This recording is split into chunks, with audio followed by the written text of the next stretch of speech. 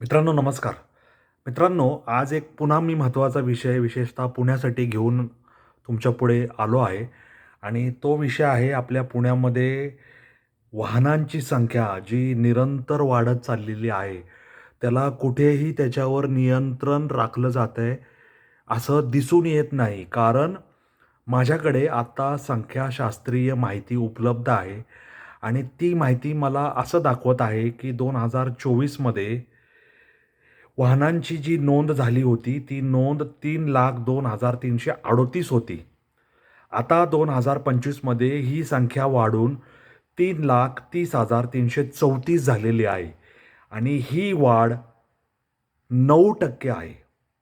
आता पुण्यातील रस्त्यांचं क्षेत्रफळ किंबहुना रुंदी ही इंचभर सुद्धा वाढत नसताना वाहनांची दाटी, वाहनांची रेटारेटी एवढी वाढत चाललेली आहे, की त्याच्यातून तू पुढे जातो का मी पुढे जातो, अशी एक प्रकारची स्पर्धा वाढीस लागलेली आहे.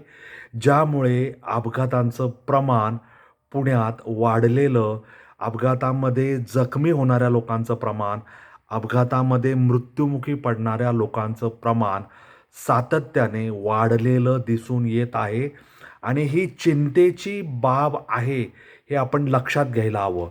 आता माझ्याकडे जी माहिती आहे, ती माहिती मी तुम्हाला सांगतो. 2021 मध्ये 1,01,149 दुचाकींची नोंद झालेली होती. स्वयंचलित दुचाकी आणि चारचाकी वाहने म्हणजे ज्याला आपण कार म्हणतो, ती 48,787 झाली होती. आता ह्याच्यात वाढ बघा दरवर्षी कशी होत गेली. 2022 मध्ये 1,60,358 स्वयंचलित दुचाकी, 66,208 कार, 2023 मध्ये 1,81,289 दुचाकी आणि 71,334 कार, 2024 मध्ये 1,92,603 स्वयंचलित दुचाकी आणि कारची संख्या 69,447. 2025 मध्ये दुचाकींची संख्या 2,11,682 आणि कारची संख्या 74,814 एवढी झालेली आहे. म्हणजे मी या वर्षीच्या आपलं जे आर-टी-ओ ज्याला आपण प्रादेशिक परिवहन कार्यालय म्हणतो, तेथे नोंदणी झालेल्या वाहनांच्या संख्येबद्दल बोलतोय. आणि सन 2021 पासून ते 2025 पर्यंत वाहनांची जी चारचाकी वाहनांची जी नोंदणी आहे, ती सर्वात जास्त आहे. म्हणजे 21 ते 25 मध्ये 2025 मध्ये 74,814 चारचाकी वाहनांची नोंदणी झालेली आहे आणि ती सर्वाधिक आहे. आणि हा जो 3,30,334 आकडा आहे, या वर्षीच्या चारचाकी आणि दुचाकी नोंदणीचा हा आपल्याला मुळापासून हादरवून टाकणारा आहे. कारण तुम्ही रिक्षावर अवलंबून राहू शकत नाही. तुम्ही ओला, उबेर या कार आधारित यंत्रणा ज्या आहेत, ज्या भाड्याने वाहन उपलब्ध करून देत आहेत, त्याच्यावर उपलब्ध राहू शकत नाही. पी-एम-पी-एम-एलची अवस्था ही असलं तर म्हणजे धरलं तर चावतंय आणि सोडलं तर पळतंय अशी झालेली आहे. ती कुठल्याही प्रकारे विश्वसनीय, त्याच्यानंतर वेळेवर पोहोचवणारी आणि स्वस्त किंवा परवडणारी आहे असं कुणीही म्हणू शकणार नाही.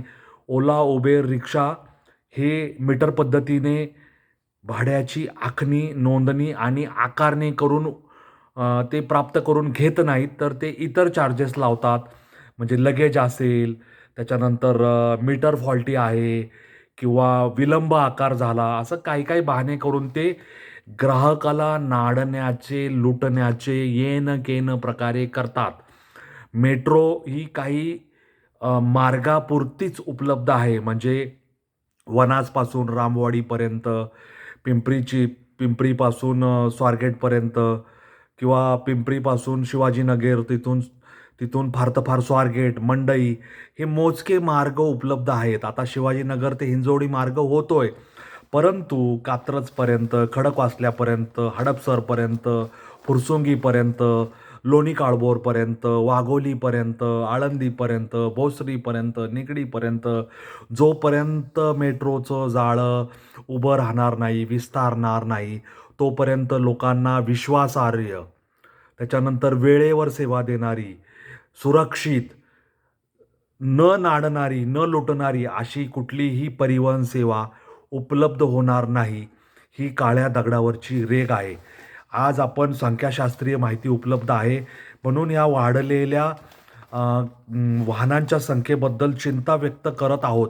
परंतु लोकांना जे सहन करावं लागतंय, जे सहन करूनही सांगता येत नाही, अशा प्रकारच्या परिवहन व्यवस्थेला नाईलाजाने तोंड द्यावं लागतंय. जी अत्यंत धोकादायक आहे, जी लुटणारी आहे, जी तुमच्या खिसा फाडणारी आहे आणि जी सुरक्षिततेच्या नावाने धोकादायक आहे.